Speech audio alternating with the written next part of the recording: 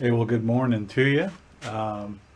Welcome to the Vintage Drum Restoration Garage. I'm your host, Bruce, and I got another little project here today for you. And I thought we'd try and work on some throw-offs that are commonly broken. The Ludwig P83 or P85 throw-off. They were calling it the P83 back in the 50s. They started out calling it the P83, called it the P83 up until sometime in the 60s, and then in the 70s they started calling it the P85, but it's usually commonly known as the P85. So let's take a look at the common problems with these things. Okay, so you can see I've got a bunch of them sitting here in various pieces.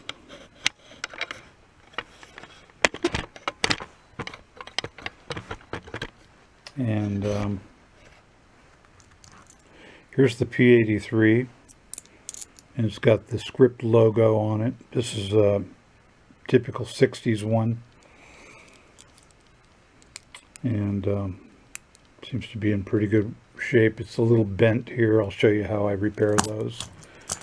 And here's the P85, and it's not operating all the way. So what we'll do is we'll start taking these things apart, and let me change this battery and I'll be right back. Alright, so we're back at it, and wonder if we could have everyone subscribe to this channel. It doesn't cost anything, and all you need to do is hit that subscribe button, and it'll help with my analytics with these YouTube videos, and maybe one of these days I'll get a little remuneration off of these things. I'm not asking for donations or anything, but I do spend a lot of time on these, and it's all free content, which is fine, but it wouldn't hurt to have a little bit extra, and then I can buy more products and maybe help other folks out. So I just ask you to subscribe and hit that like button too, because that helps with the something about the algorithms. All right, enough of that. So what we're going to do is we're going to strip these out, take them apart completely. You can see this one's not, it's really kind of, it's just been through the mill, and it seems to want to just be all caught up, so it's binding. So the first thing we do is we take this bottom part off, and let's take these mounting screws off, because we're going to take this thing right down to the bones.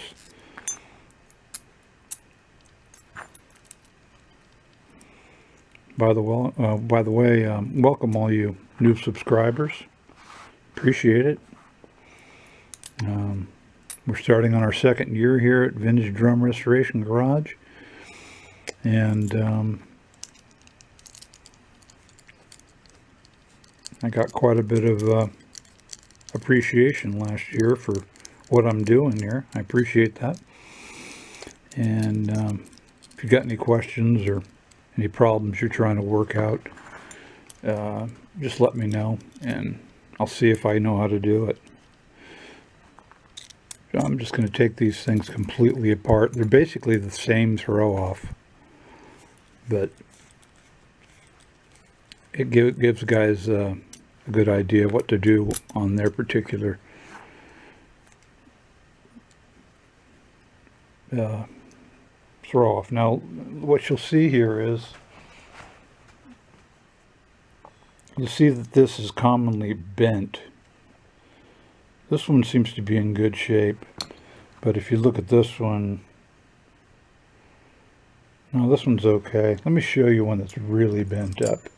I got a bunch of them torn apart here. So this is the handle off of one of these, and you can see it's just about straight. It's supposed to take a kind of a curve here, go out, and then come back up, just to get it away from the hoop at the top, is basically what they're trying to do here. So I'll show you how to bend those back, but let's stick with this, and we're going to take these clips out of this thing.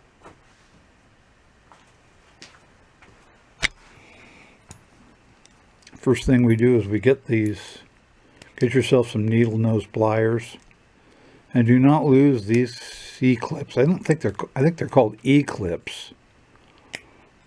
You can get them still, but you don't want to lose that. There's that clip that takes that part right out of there. Let's set it there. Same thing here. Just kind of hold that there and push this part away from here. And you just want to separate that from that pin.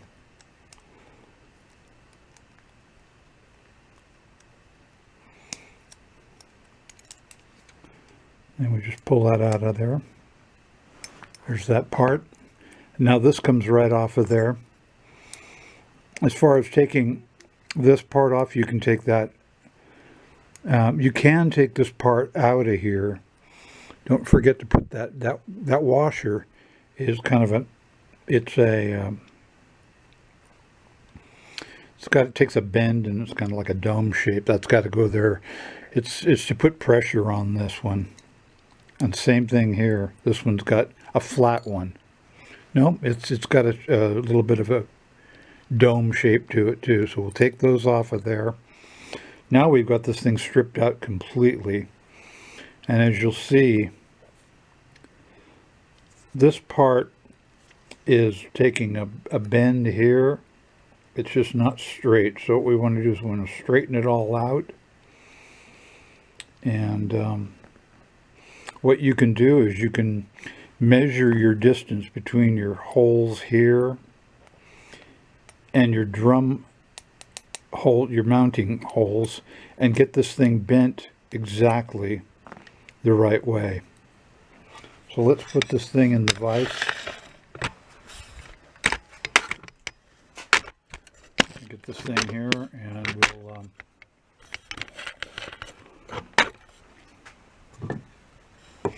I'll put these jaws in there.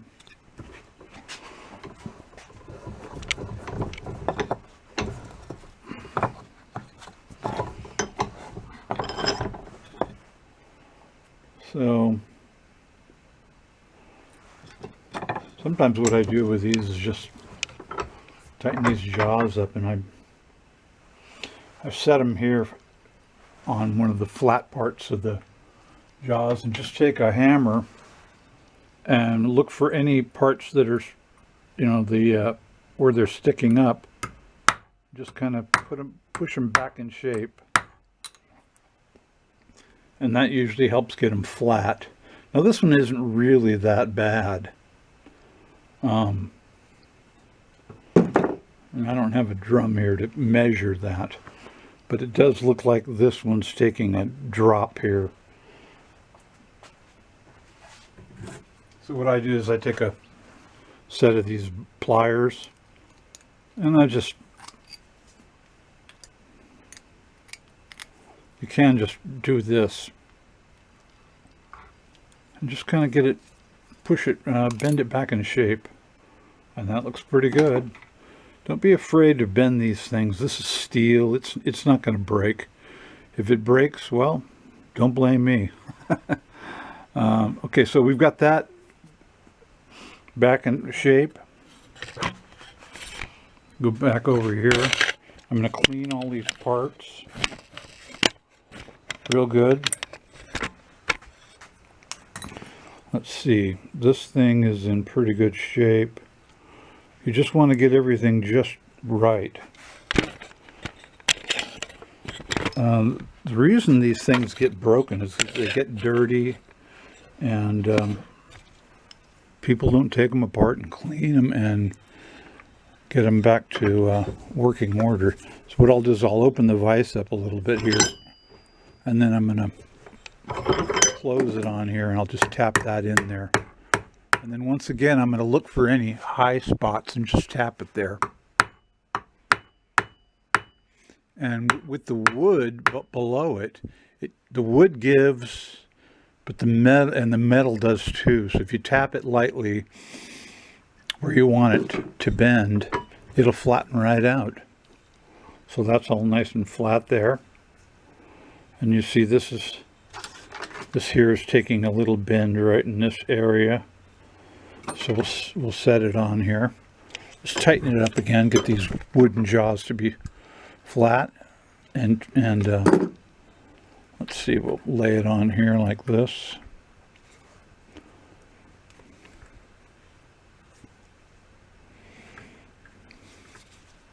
Let's get it on there where it's flat and then tap it.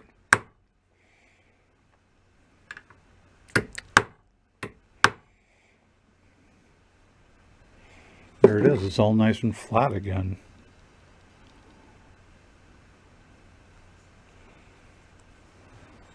Then I'm going to bring it over to the, a friend of mine on, a subscriber, Dwayne, was asking me about these wheels, and I told you guys about these wheels in the past. These are basically jeweler's wheels. Here's one that's kind of worn out. And the center here is actually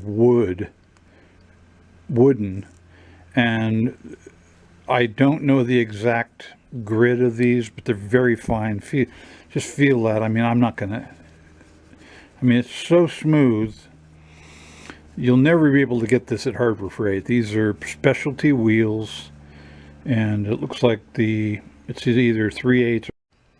So for you, Dwayne, these are these wheels I use. They're fine brass wire wheels. They're used by jewelers, and they're about like an 1.5 inch wide maybe. And this is a worn out one, and you can feel how soft they are. You could rub it across your face and it wouldn't hurt. So it won't destroy your nickel or your brass or your chrome plating. Here's a brand new one, just to give you an idea what they look like. They come in like 6 inches around. About 6 inches, and the arbor looks to be about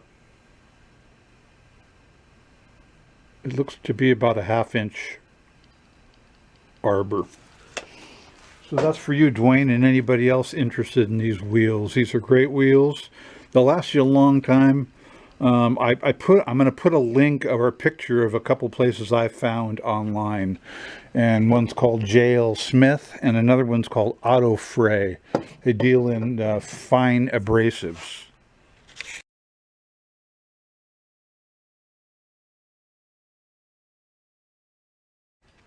Sorry about that.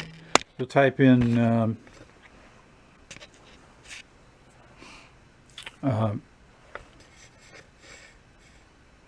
jewelers, they're not buffing wheels, they're wire wheels, brass wire wheels, but they're really fine, and you can get them through the internet. I can't remember the name of the company. I typed one in the other day, and they had a lot of different examples. So your main thing is you want the wooden center or hub. So here we are. That's for Dwayne, and all you guys wondering what kind of wheels to use. Do not use Harbor Freight stuff. Okay, so we're going to clean this up.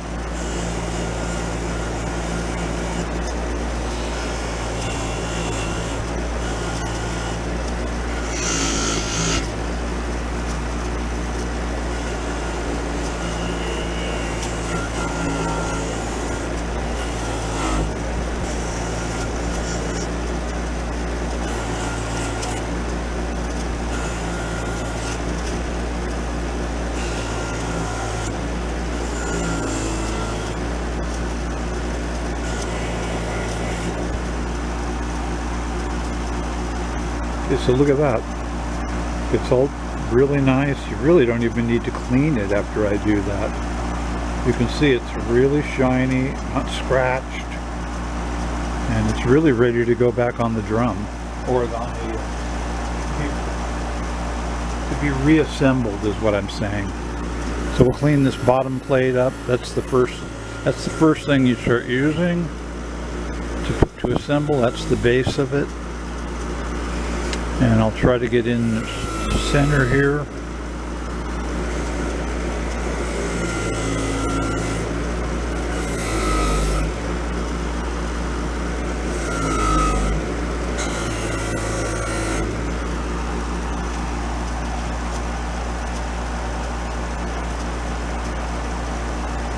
Then we'll clean the last part. I call it the loom. I don't know what you'll call it.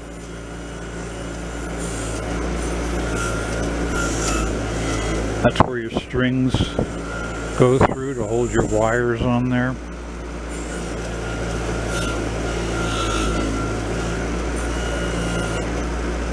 You can even put this wheel over the plastic and it won't even hurt it. The plastic here in the middle.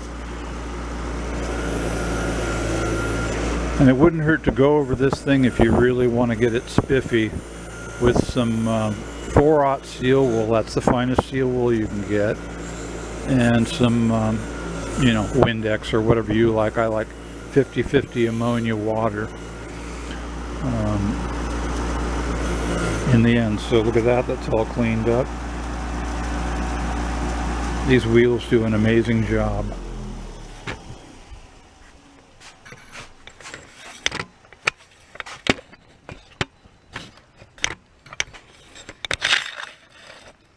All right. So,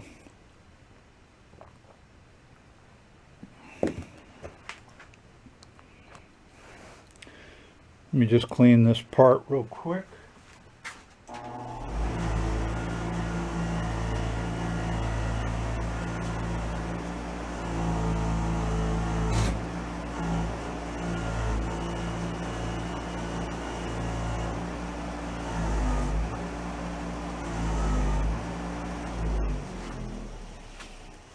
So we got that part all cleaned up real nice. And here's how we're going to assemble this thing. The first thing we're going to do is we're going to clean these threads. So let me find out what that die size is, and I'll read. Okay, so the tap size on these threads on the loom part is a 1032. There it is, 1032 right there. And your die size, of course, is a 1032. So look at, I've already run this thing up here. It's clean, clean, clean. But I run it up a few times. Make sure all these threads are really nice, because anything that can bind will bind. So you've got a little handle here for your tap. Just put it on there. And just carefully start it out. There's usually plenty of dirt in these things, and I can feel it binding in there. Slightly. Of course, we're not cutting any new threads or anything. We're just sharpening up the old ones. And you can see the tap going through. I just go all the way down because, you know, why not? All right, now we're going to go back out. I just turn it this way.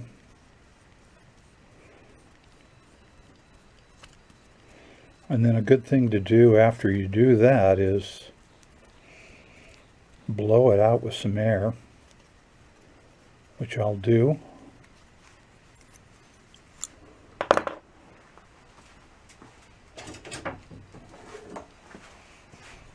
Trusty air here.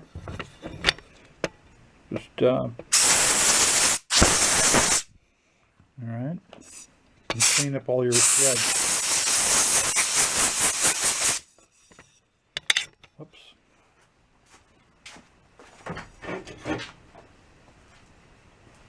Then of course we want to oil them. You know, I love oiling this stuff because although oil attracts dirt,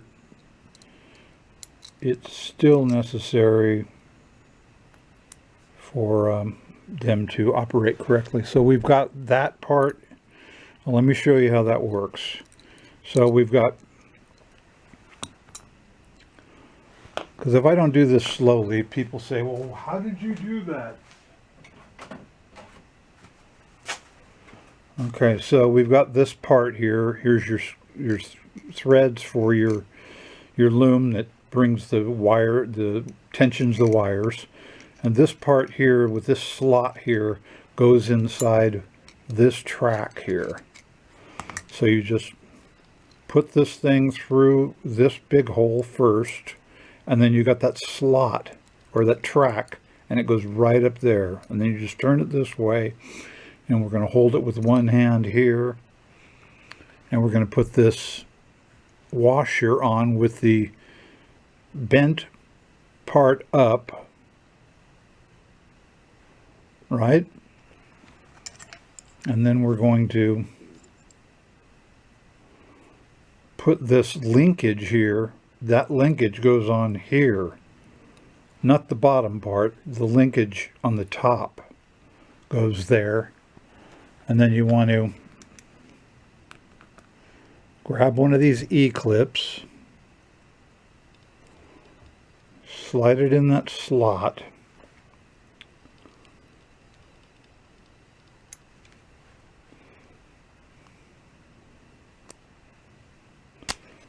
and we've got it back on there.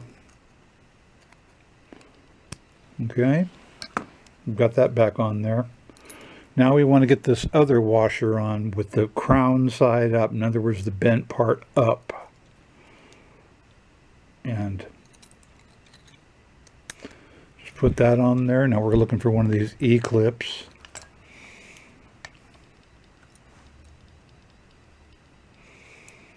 And we're just going to do the same thing with this one.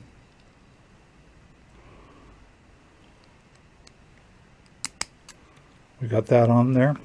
Look at that. It's all back in order. Now, just for fun, we're going to put a little dab of oil in here. And I don't really oil this track or anything, but you can if you want. It's not going to hurt anything. Just makes it a little dirty when you're handling your drum. Okay, now look at that. Look at how easily that goes in. I could just about spin it. All right, look at that. Now this throw-off is working beautifully. This is the P85. All right. So now, if I were looking at the drum and I wanted to measure these holes to where they were just right, I'd measure the holes on the drum, and then I'd make sure that these holes are the exact same as the drum. And how you adjust these is like I said. You just take a big pair of these dikes, as I call them, and just put that on there, and you can either bend it out or you'll figure out a way to do it. There's a number of ways to do it. You'll figure that out. You could set it on the bench here and maybe get a hammer and tap it if you wanted to bring them in. I mean, I wouldn't necessarily do that, but you could. But as long as it's close, it's probably okay. So that's all back in order. Now we got this P83, and it's the same story. We're going to take these E-clips out. They're a little bit tighter in this one. So you can just use a screwdriver and put it in this little hole here and slide it out. Make sure you don't lose them. And then you remember the way it goes back on. The linkage part goes on the top and the big part goes on the bottom. So we'll just pull this off of here. And there it is. That's off of there. Now remember, these crown shaped washers go on to keep it tight. Take both of those off. We'll remove this part off of there. And then we go through the straightening process again. So let's bring this back over here to the vise.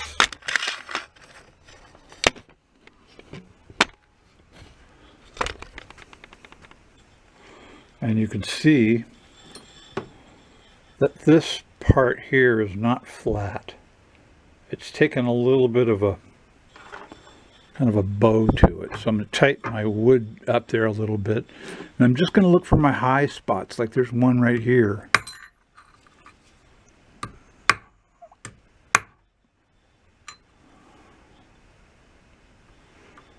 And there's one right here.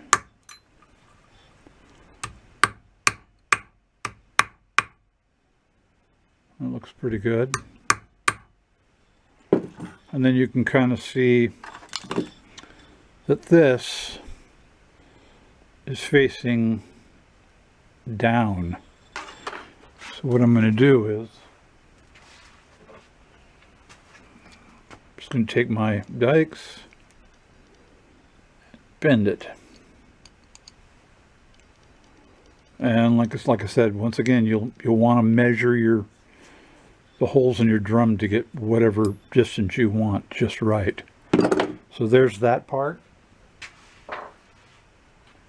Now this handle here is, well, you can see it's been beat up and bent back and all kinds of funny business. So what I'm going to do is I'm going to put the handle part in my vise here so it'll sit flat on this wood. Tighten it up. And you know, if you care about this one's already been beat up, so I'm not really worried about the chrome finish, but if you care quite a bit about it, you got a really mint one that just happens to be bent, you can either put some tape on it or you know, cover it with some wood or something. Now you'll see that this here is flat here and this part is facing down here. So what we'll do there is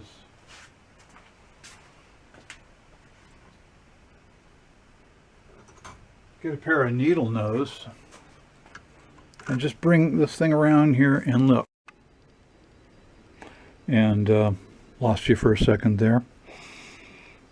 I'm just trying to get all these areas flat. I can see that this has a little bit of a bend here. Open it back up here again.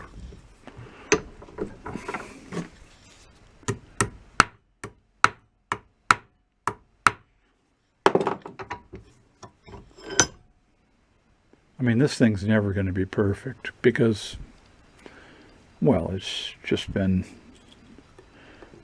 damaged, but it's going to work good, and that's all we care about. So you can flatten it out, put it in your, you know, just work with it and put it in your jaws and straighten it out until you can get it as good as you can. You don't want to start bending it back and forth because that'll just cause it to break, and then you'll be left with two pieces, which you don't need. So that's probably as good as we're going to get that part.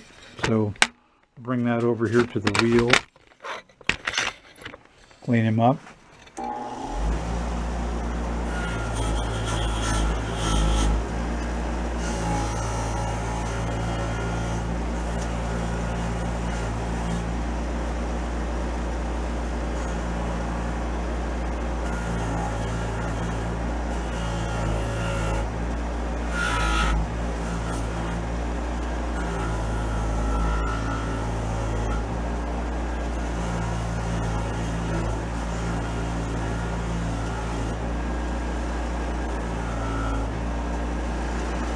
Okay, there's that part. Let me get to that.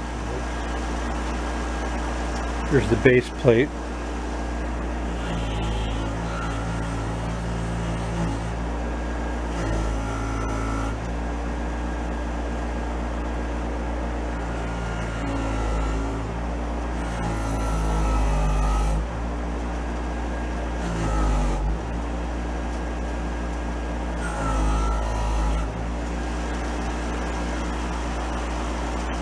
Then we got the adjusting knob here.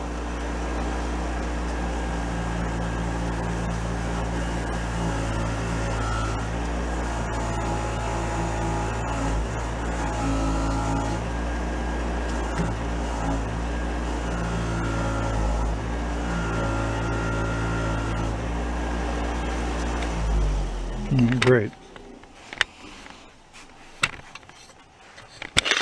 All right. I'm going to clean all these threads. They seem to be really clean on this one because I cleaned them with the wheel. But I'll go over this part here with the tap. Clean these threads out real good. They seem to be pretty clean already, but nothing, never hurts to go over them.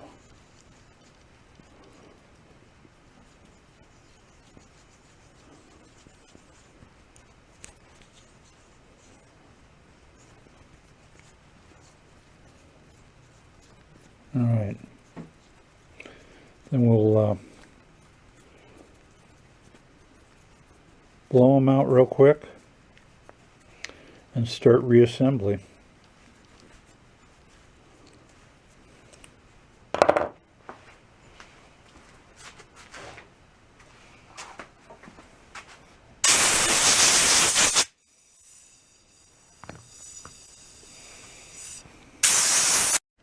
All right, let's get back to this, putting this P83 back together. I've cleaned all the parts, and this one is in really good shape, so I've got an extra handle here that's in mint condition, so I'm going to put the mint one on here. I just happen to be fortunate enough to have that mint part, so I'll give it a quick clean, and then actually I'll clean it off camera. So what we do here is first thing we do is we put the adjusting screw in there, and we look for that slot, slide the slot up there, and then we put the you can actually put both of these on at once. Put the bottom one on and the top one. Oh, did I get that? Okay, so I've got the bottom one and the top one put on at the same time. Not sure this one's going to fit. Must be a different year. No, okay, they do fit. It's just new. Oops, you know what I forgot? I forgot those. Don't forget these. These are like spring compressed washers that keep everything tight, so don't forget to put those on first. My bad. So I've got those on there. Now I'm going to put these two parts on here. There it is. Boom, boom, boom. And I've got that all snapped in there. Yeah, it works great. And then I just take my little needle nose here and slide that in there and try to grab it.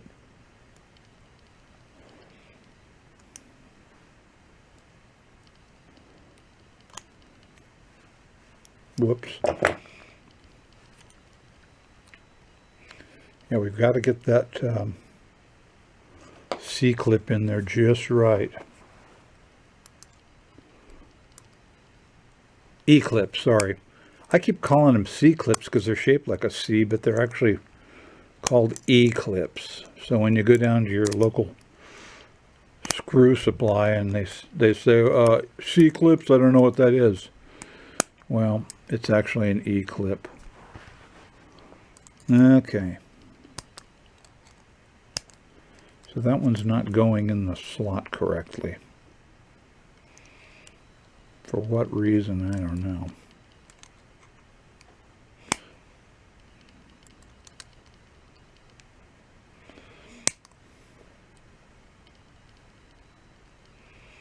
Okay, that fits pretty good now.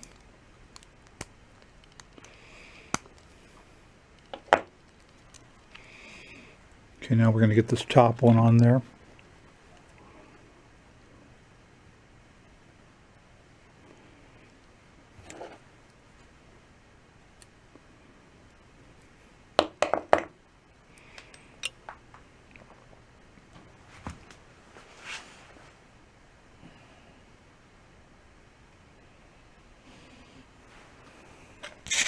It's kind of funny. I put this thing on backwards.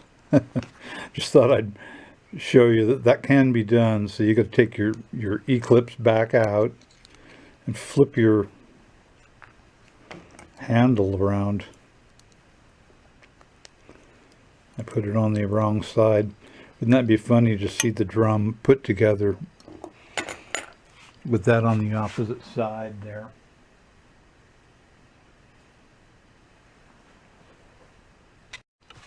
So here's the difference between a C-clip and an E-clip. See, this E-clip it has like a little, well, protrusion out here, which I guess forms the E. And this is a C-clip that does not have the protrusion. So, whatever. Just thought I'd point that out for no reason other than to point it out. And then I look like the smart guy. Okay, so we're going to finish this thing up here. Trying to do three things with two hands. There we are. Okay, we got those E-clips in there. Oh, it's on the right side this time. What do you know? And then, of course, you know, our handy oil. We're going to oil our little threads. Put some oil on this joker here. And this thing is ready to go on a drum.